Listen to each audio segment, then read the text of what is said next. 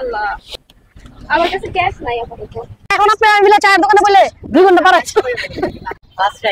আপনার আচ্ছা।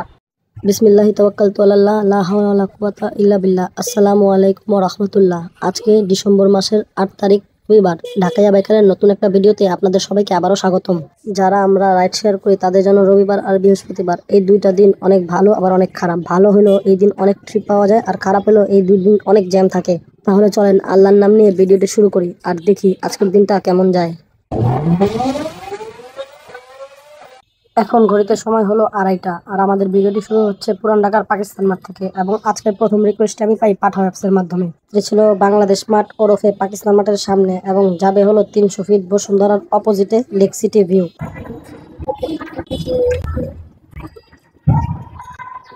যদিও রিকোয়েস্ট আসছিল একটা ছেলের আইডি থেকে, কিন্তু যারা দেখি এটা একজন আপু, এবং উনি প্রথমেই নাজিরাবাজার চৌরাস্তা থেকে বাবুখানি রুটি কিনা নিল। আর এই ট্রিপটা ছিল ভাই অনেক লম্বা, প্রায় 17 কিলোমিটারের। আমি বুঝতে পারিনি প্রথমে, কারণ পাঠাওয়ে আমাকে শো করতেছিল 14.5 কিলোমিটার, কিন্তু আমি যখন ট্রিপ কমপ্লিট করলাম তখন দেখলাম প্রায় আমার 17 কিলোমিটার রাইড করা লাগছে। তো এই ট্রিপের ভাড়া আসছিল 293 টাকা। পাঠাও কমিশনে গেছিল ভাই 45 টাকা। তো যাত্রীর আমাকে 293 টাকা পে করার কথা থাকলেও যাত্রী আমাকে 280 টাকা দেয়, কারণ তার কাছে আর ভাঙতি ছিল না। তো সময় লাগার কথা না, 93 টাকা আসছে। হ্যাঁ, আরে যা আছে তাই দেন। আচ্ছা দেন, সমস্যা নেই। আচ্ছা চাপু, সমস্যা নেই, চিনবো, সবাই চিনবো এলা। তো যাই হোক, তারপর 280 টাকা দেয় ওই আপু ট্রিং ট্রিং করে আরেক ভাইয়ার লগে চলে গেল। তো আপনারা সবাই জানেন যে আমি মহিলা যাত্রী একটু অ্যাভয়েড করার চেষ্টা করি, কিন্তু তারপরও মাঝে মাঝে নিতে হয় আর কি, কারণ পরিস্থিতি এমন সৃষ্টি হয় যে না নিয়ে কোনো উপায় থাকে না। যেমন রিকোয়েস্ট দিয়েছে ছেলে, জায়গায় যায় দেখি এর একজন মেয়ে। আর বাই চান্স যদি আমার বাইকে কোনো মেয়ে যাত্রী উঠাও যায়, আমি চেষ্টা করি তার ফুটেজ যত পারি কম নিতে, আর চেরা টেরা ফেস টেস একটু হাইড করতে। তো এরপরের ট্রিপটিও আমি পাইছিলাম পাঠাও অ্যাপসের মাধ্যমে। যাত্রী ছিল এখানেই কবরস্থান রোডে, এবং যাবে হলো তেজগাঁও ইন্ডাস্ট্রিয়াল এরিয়া আড়ং এর অপোজিটে। ভাইয়া জি জি জি, না সমস্যা নেই, না না না। তো এই ভাইয়া ভবিষ্যতে হবে একজন আর্মি অফিসারদের ডাক্তার। তো উনি আর্মিদের সাথে জড়িত আছেন। তো পুরো রাস্তায় উনাদের সাথে যে আমাদের গণ অভ্যুত্থান হলো সেটার ব্যাপারে কথা বলতে বলতেই আমরা আসছি। আর আমি ওনাকে বলছি যে উনাকে নিয়ে একটা পডকাস্ট করব, যে সেনাবাহিনীর ভূমিকাটা কি ছিল ওই সময়। তো যাই হোক, এই ট্রিপের দূরত্ব ছিল 10 কিলোমিটার এবং সময় লেগেছিল আমাদের আধা ঘন্টা। ভাড়া আসছিল 185 টাকা, এবং পাঠাও কমিশন যায় 30 টাকা। এখন আপনি মিলে চায়ের দোকানে বলে 2 ঘন্টা পার হয়েছে এখানেই। আচ্ছা আচ্ছা, দেখলে তো বুঝার কোনো অপশনই নেই। আচ্ছা আচ্ছা, যাই হোক ভাইয়া কিছু মনে করেন না, অনেক কথাই বলছি।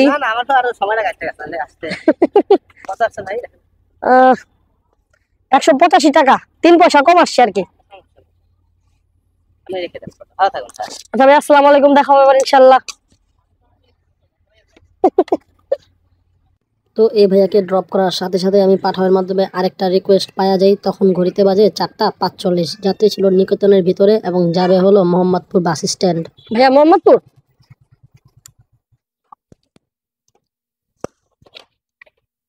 ভাইয়া।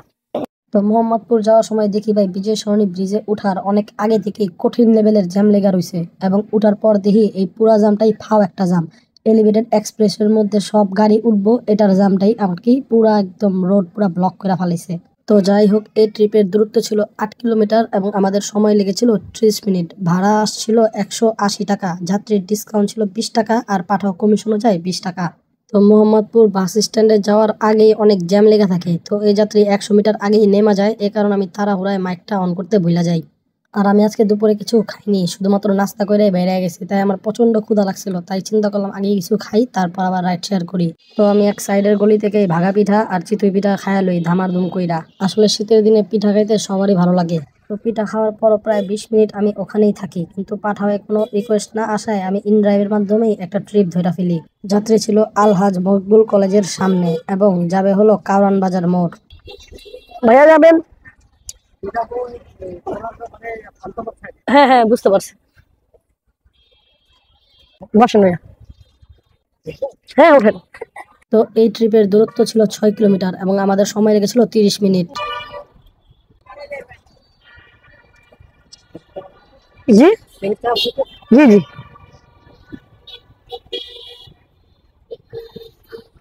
20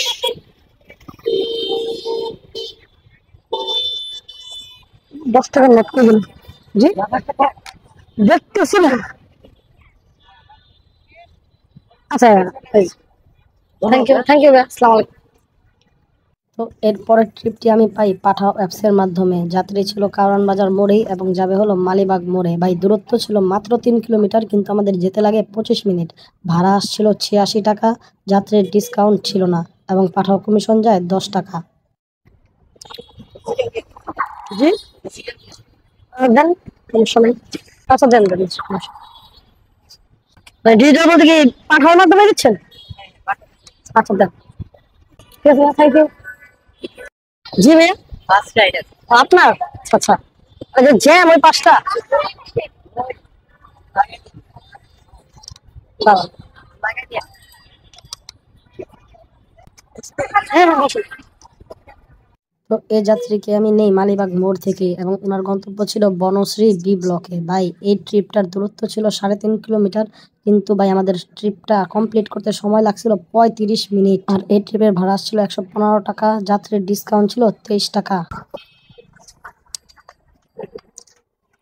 ভাইয়া 92 টাকা 11 পয়সা আসছে।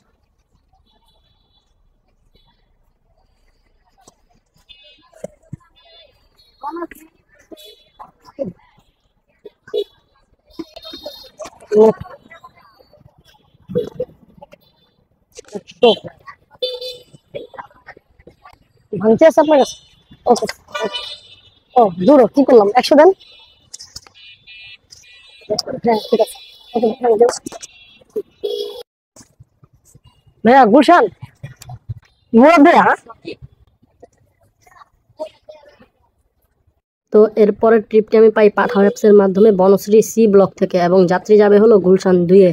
তো এই ট্রিপটির ভাড়া ছিল 134 টাকা আর পাঠাও কমিশন যায় 60 টাকা। এই ট্রিপটির দূরত্ব ছিল 6.5 কিলোমিটার এবং আমাদের সময় লেগেছিল 20 মিনিট। তো একটা জিনিস এখানে খেয়াল করেন, এর আগে 2টা ট্রিপ কমপ্লিট করতে আমার রাইড করা লাগছে 6 কিলোমিটার থেকেও কম, কিন্তু সময় লাগছে প্রায় 1 ঘন্টা 20 মিনিট। আর এখানে 6.5 ঘন্টা রাইড করছি আমি মাত্র 20 মিনিটে। এটাই হলো ভাই ঢাকা শহর, কোন জায়গায় কখন যে আপনি জামে আটকে যাবেন আপনি বুঝতেও পারবেন না। ভাইয়া 133 টাকা 68 পয়সা। জি 50 টাকা।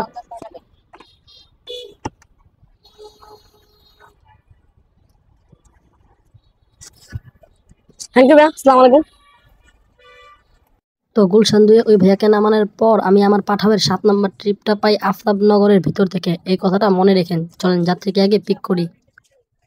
ভাইয়া হ্যাঁ হ্যাঁ।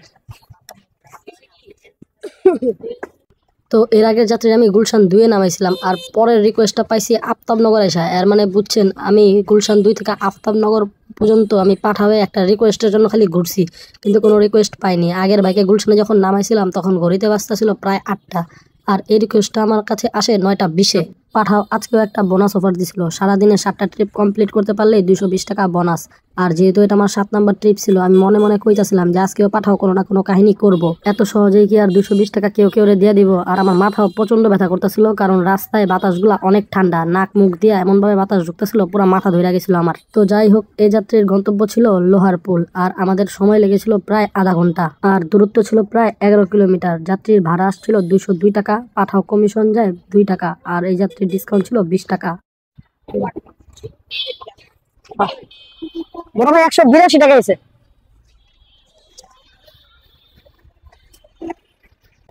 1000 ভাঙতে দিতে বা। তো যাই হোক, এটাই ছিল আজকের দিনে আমার শেষ ট্রিপ। তাহলে চলেন এখন ভিডিওর সবচেয়ে ইম্পর্টেন্ট পার্টে চলে যাই, সেটা হলো হিসাব কিতাব। আজকে পাঠাও অ্যাপসের মাধ্যমে আমি টোটাল 7টা ট্রিপ সম্পন্ন করি এবং এই 7টা ট্রিপে আমি আয় করি 1070 টাকা আর পাঠাও থেকে আমি বোনাস পাই 220 টাকা। তাহলে টোটাল আমি মোটামুটি 1300 টাকা ইনকাম করছি পাঠাওয়ের মাধ্যমে। আর ইন ড্রাইভে একটা ট্রিপ কমপ্লিট করে আমি পাই 120 টাকা। তাহলে সব মিলিয়ে আজকে আমার টোটাল ইনকাম হলো 1420 টাকা। আর আজকে আমি বাসা থেকে বেরোইছিলাম দুপুর 2:30 বাজে এবং বাসায় ব্যাক করি রাতের 11টা বাজে। তার মানে আমি টোটাল 8.5 ঘন্টা রাইড শেয়ার করেছি আর আমার বাইক চলে যাওয়া হলো 65 কিলোমিটার। তাহলে তেল বাবদ খরচ ধরেন 220 30 টাকা। 1420 থেকে 220 220 বাদ দিলে থাকে 1200 টাকা। তার মানে আমি টোটাল 8.5 ঘন্টা রাইড শেয়ার করে ইনকাম করলাম 1200 টাকা, আলহামদুলিল্লাহ। তো ভাই ব্রাদার, আজকের ভিডিওটা এই পর্যন্তই। আবার দেখা হবে অন্য কোনো ভিডিওতে ঢাকাইয়া বাইকার চ্যানেলে। সে পর্যন্ত সুস্থ থাকুন, ভালো থাকুন। আর ভালো লাগলে আমার চ্যানেলটা একটা সাবস্ক্রাইব করে দিন, ভিডিওটা লাইক করে দিন, কিছু জানা থাকলে কমেন্ট করুন। আর যারা ফেসবুক থেকে দেখতেছেন তারা একটা ফলো করে দিন। আসসালামু আলাইকুম ওয়া রাহমাতুল্লাহ।